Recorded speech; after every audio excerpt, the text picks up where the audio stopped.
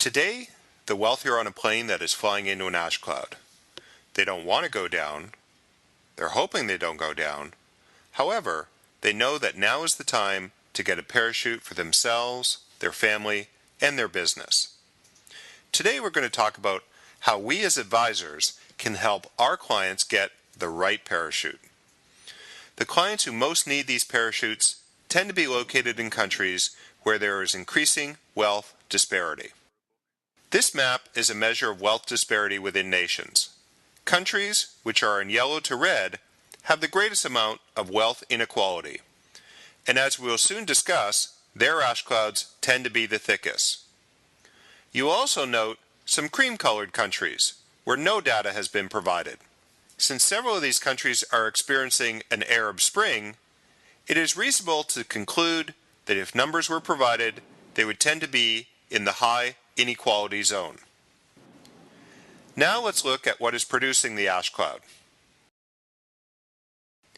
Governments run on tax dollars. With soaring deficits and ferocious government spending, taxation is front of mind for our clients. If we simply look at existing entitlement programs meeting an aging population, we can see clearly that government expenditure is going to continue to increase. If we use the U.S. as an example, we can see that government spending on entitlement programs such as Social Security, Medicaid, and Medicare will consume all tax revenue by 2049. This is before a dollar is spent on debt repayment, the military, teachers, roads, or any other government function. Clearly, governments will need more tax revenue, and they will go to their best customers to get it. A government's best customers are our clients. For example, in the U.S., over 40% of federal tax revenue comes from the top 1% of taxpayers. This ratio is similar in any country which has a progressive tax system. Taxation in a democracy has been described as 9 wolves and a sheep voting over what's for dinner.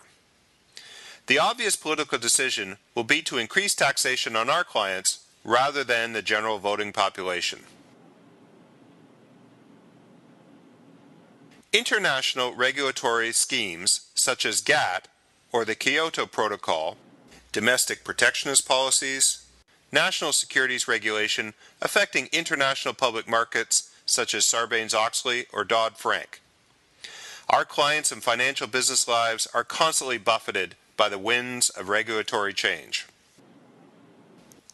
At the center of the maelstrom are U.S. fund managers. Whether deserved or not, they have borne the brunt of blame for the recent fiscal crisis. They are being subjected to a raft of new, often contradictory financial regulations. When enforced by elected prosecutors, who may be motivated more by political popularity than rooting out true financial shenanigans, fund administration in the U.S. has become akin to being a character in Franz Kafka's The Trial. As one of my clients recently explained, in the old days, we would only be pulled over by the SEC if we were doing 110 in the 100 zone. Now, we're cautiously doing 80 and are being regularly pulled over by ticket-happy officials who simply say, "I think you're going too fast." Currently, 93% of the world's civil litigation occurs in the U.S. Some of this litigation is undoubtedly meritorious. However, a significant portion is fueled by the unholy alliance of contingency fee lawyers and a public which dreams of winning the litigation lottery. Since litigation only pays if there are deep pockets to tap, the wealthy are always the target. If you are wealthy in the U.S., litigation is not a possibility. It is a certainty. Unfortunately, the American disease of out-of-control litigation is spreading. Divorce is something many clients and advisors feel uncomfortable discussing. However, it is not a rare fat tail event. It occurs in half of marriages. For the wealthy, the percentage is higher. Unlike taxation, which deals with a percentage of income, divorce settlements account for a loss of half of capital. If our clients have only 2 children and at least one gets divorced, it will not take 3 generations before the family is back in shirt sleeves. Therefore, as uncomfortable as it may be to contemplate or discuss, failing to plan for the statistical certainty of divorce is outright foolishness. A fourth threat to our clients is loss of mobility. Being able to live, work, or travel anywhere in the world is a benefit most clients don't appreciate until it's denied to them. A minor criminal offense or being mistakenly included on a no-fly list can drastically change your life. One should be aware that your passport is the property of the issuing country. Governments increasingly deny or cancel passports for an ever-expanding number of reasons. These include not just criminal, but civil and family law litigation, and child spousal support payment arrears.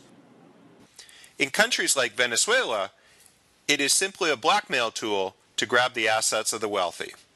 It is also important to remember extended family members when thinking about mobility. Imagine your child is vacationing on the other side of the world. Imagine they are being asked for their passport the day after your government has taken a military action. And imagine if that action is unpopular in the country your child is in. You may think these are remote possibilities, but they happen to people every day.